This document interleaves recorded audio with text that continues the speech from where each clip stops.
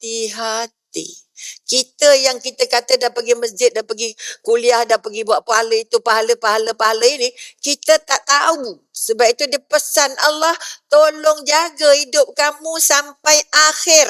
Kerana yang aku terima bukan yang awal-awal ni. Yang aku terima adalah yang akhir, apa dalam hati kamu.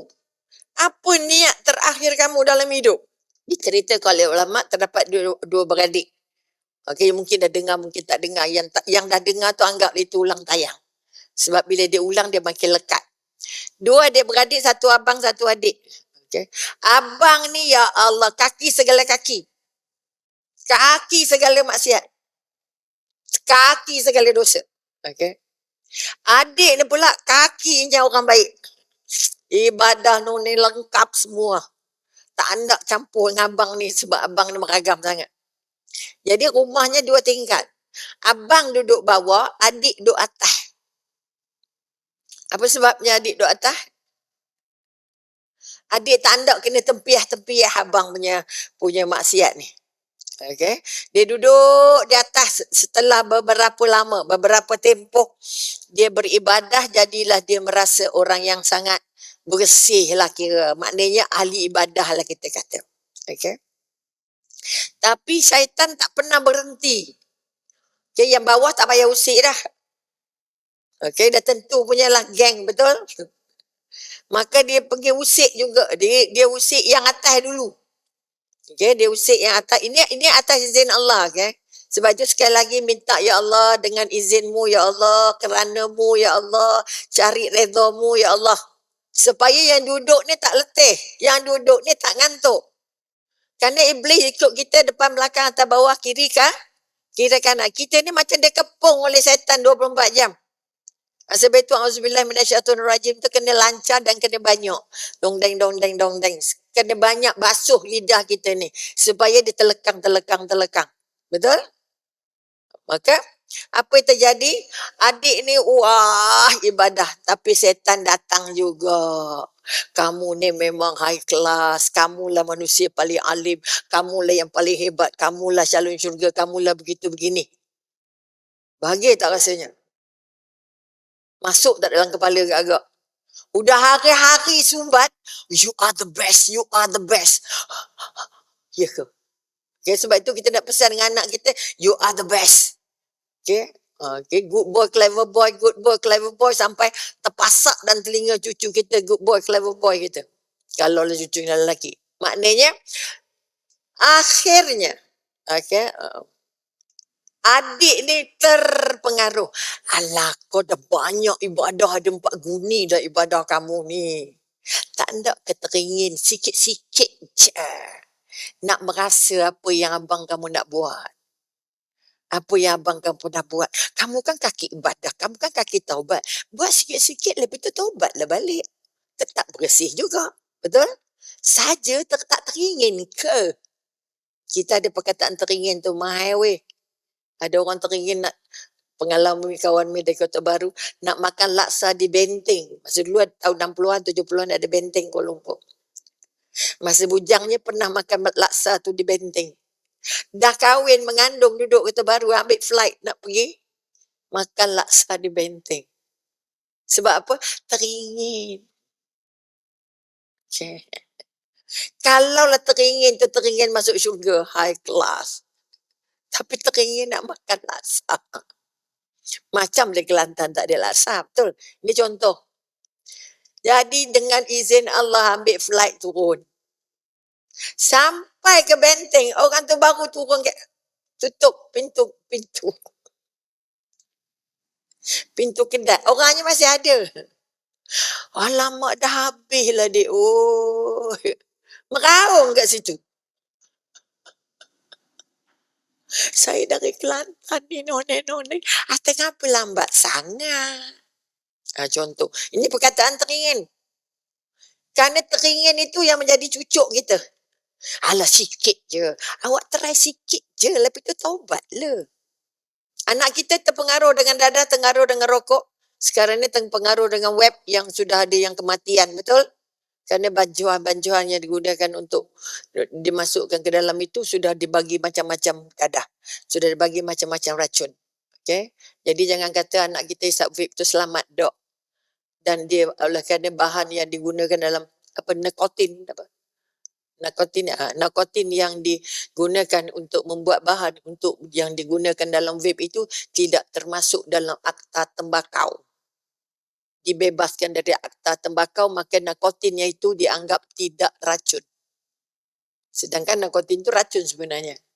Okey, sebab itu ada yang mati dan ada yang mabuk sebab nikotin itu yang membuat dia ketagih. Okey, sebab itu kita kata kita bangun balik jangan kerana teringin. Anak kita terpengaruh semua sebab teringin. Okey? Jadi kita pesan ke anak teringin itu membuat kamu terjebak. Apa yang terjadi pada adik dan abang macam-macam cerita Umi ni campur-campur je ceritanya. Apa adik dia kata, abang adik dia kata, bila syaitan kata kamu tak teringin ke? Maka terlonjaklah naluri keinginan. Okay? Maka akhirnya dia membuat keputusan untuk turun ke bawah. Nak merasa nikmat maksiat yang adik abangnya buat. Allah dah bagi pula hidayah pada abang ni. Dalam masa yang sama Allah bagi hidayah ke abang. Ya Allah, aku ni dah banyaknya buat maksiat. Adik aku ke atas tu punya lewarak, punya lebaik, punya banyak pahalanya kan. Ya Allah, bagilah aku keinginan. Aku nak merasa macam mana nikmatnya ibadah yang adik aku buat. Sampai adik aku taat tak turun-turun ni. Adik aku tu tak berhenti-berhenti, tak jemu-jemu. Bermakna ibadah tu bahagia, betul? Siapa letih ibadah? Tu dia jumpa namanya jemu. Bila mula jumpa jemu, maknanya jumpa ngantuk dulu. Jumpa nguap dulu. Itu dah mula nak jumpa lah tu. Iblis dah mula kipas-kipas nguap lah. Dah lah tu. Kamu kalau tengah nguap-nguap berdosa baca Quran. Terus tutup. Siapa yang baca Quran langgar ngantuk, kamu menghina Al-Quran. Itu baru pesanan ulama je. Tapi ya Allah, nguap sikit je. Dan nguapnya tak berhenti-berhenti. Sampai berarai je mata. Betul? Tengok TV tak nguap lah pula. Mak payah. Okay? Itu nak menunjukkan bahawa keinginan itu kadang-kadang mendorong. Sebab itu kita doa dengan Allah, ya Allah, betapa pemeragamnya anak aku, ya Allah, aku tahu ada hidayah, ya Allah, darimu, ya Allah. Ada hidayah, ya Allah, bantu, ya Allah, aku tak ada hidayah ini. Kalau anak cucu cicit jiran ke apa benda-benda, angkat tangan je. Angkat tangan dengan Allah. Apalagi kita yang fitrahnya masih cantik ni. Belum pergi mana-mana lagi, betul? Baru pergi raya, maaf ya, maaf je batin ya, kosong-kosong ya. Betul? Ada kosong-kosong katanya. Nak dengar Allah kosong-kosong, jangan. Istilah tu pun kena ambil kira weh. Nanti cucu kita kata, kosong-kosong ya. Apa benda kosong-kosong? Okey. Maka kekuatan balik. Maka abangnya Allah bagi hidayah. Teringin nak rasa apa yang adik dia rasa. Maka dua keinginan ini, adik tak teringin turun, abang nak teringin naik. Izin Allah dia berjalan serentak. Okay. Sampai tengah-tengah tangga, aksiden. Berlanggar, jatuh, dua-dua mati. Siapa mati husnul khatimah, siapa mati su'ul khatimah? Agak-agak. Abang mati su'ul khatimah? Ke adik mati su'ul khatimah? Entahlah ustaz yang tahu, kita mana tahu. Artinya kalau bercakap tentang kematian, dah ibadah 30 lori dah. Tapi ada terselit keinginan untuk buat maksiat, tersangkut kita di situ. Dia baru nak turun, niat dah ada dah ni. Baru nak turun berlanggar. Ya Allah. Berlanggar izin Allah, mati jatuh. Maka dikatakan oleh ulama, abangnya itu dapat husnul khatimah. Sebab berniat nak buat baik. Adik yang tadi dah 4 lori. Banyaklah tu maknanya 4 lori tu. Itu istilah pencala umi lah tu.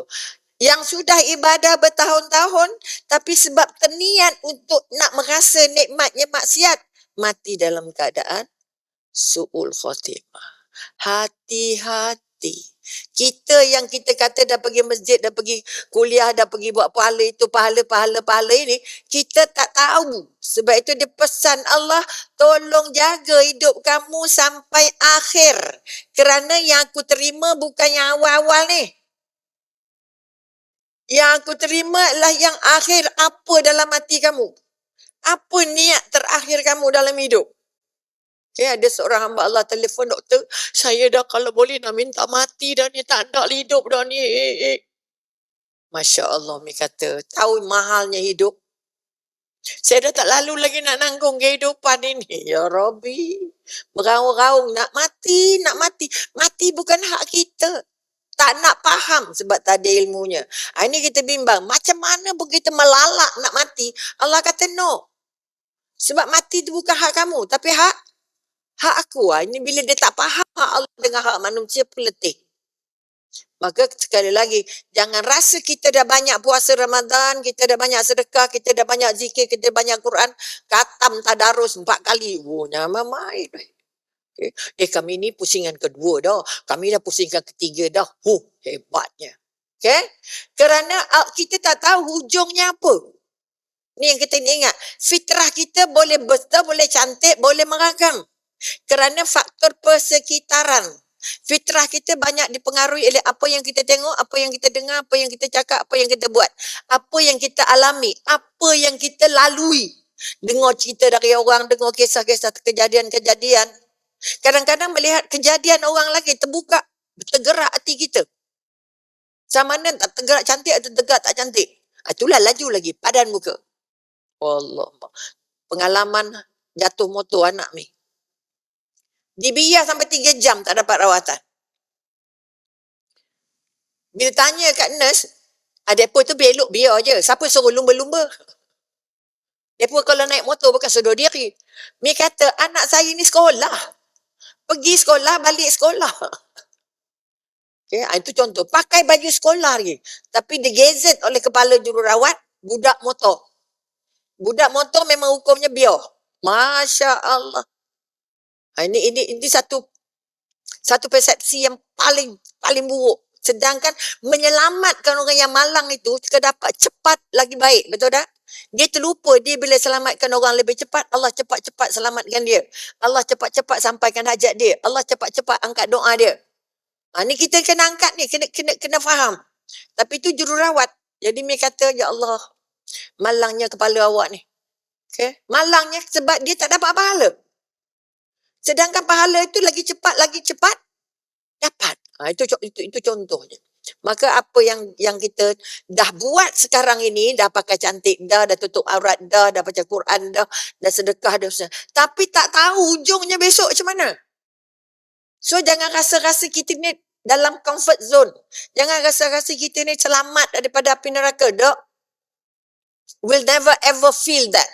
Jangan ada rasa, kita ni, awak ni bila nak pergi masjid? Oh, ya Allah, ada penceramah laser tu, datang le. Contoh. Artinya kekuatan yang nak diangkat, we got to maintain. Kita nak maintain.